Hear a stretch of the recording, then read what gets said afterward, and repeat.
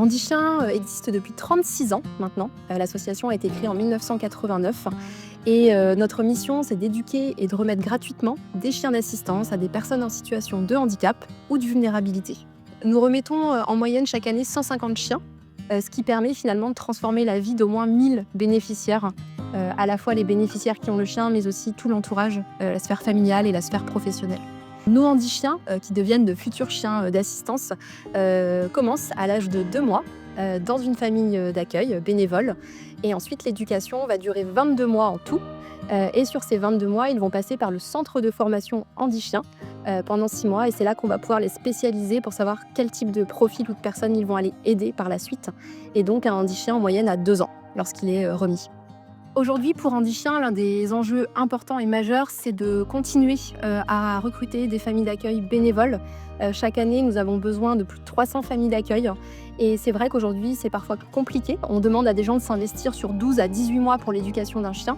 Et donc, on a fortement besoin de familles d'accueil bénévoles. En tout cas, voilà, c'est un des besoins importants pour l'association. Et si on veut continuer à remettre plus de chiens d'assistance, c'est important pour nous de recruter des familles d'accueil.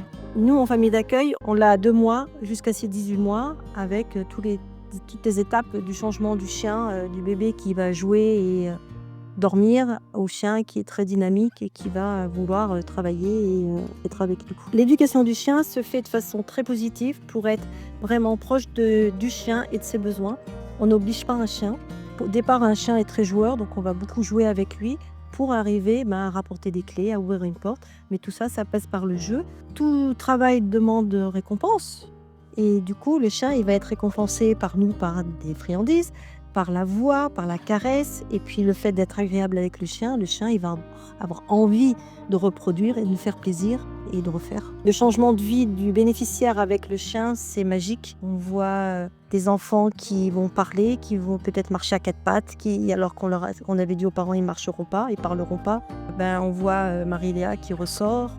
Tout ça, c'est ça qui nous porte. Alors, je suis accompagnée par Choco depuis 2 ans maintenant, depuis le 6 mai 2023 pour être exact. Je dis toujours que c'est la date qui a changé ma vie. Enfin, c'est un peu ma seconde vie, on va dire, un peu une renaissance. Ça m'a permis de m'ouvrir aux autres et au monde d'une certaine manière, puisque avant lui, je sortais pas de chez moi. Ça m'a permis aussi de me lancer dans la vie associative de manière générale.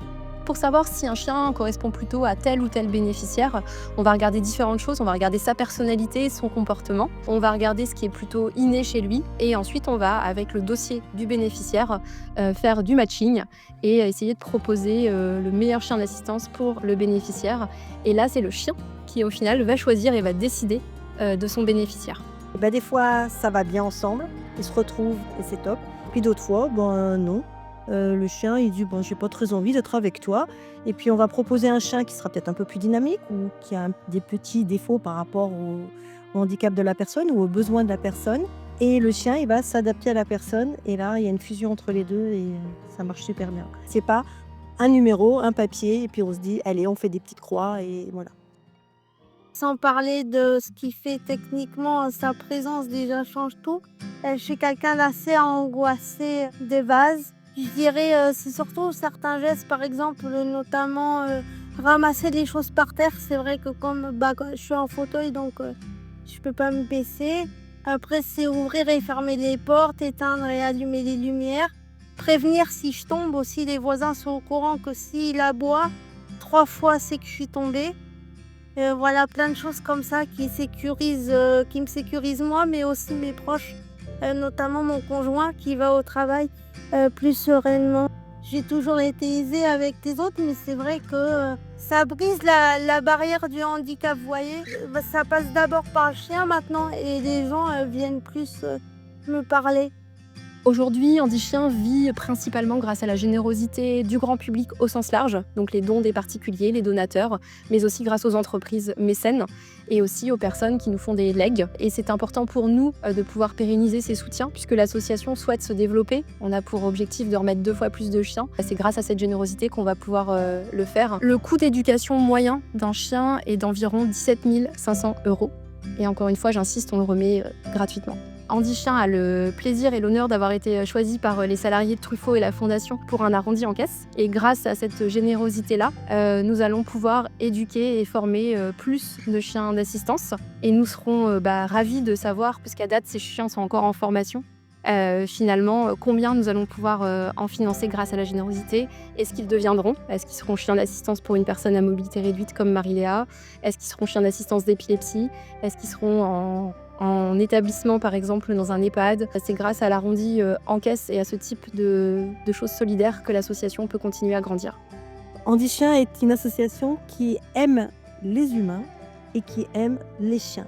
On est là pour les humains, pour qu'ils aient un bien-être, un confort de vie et qu'ils soient heureux.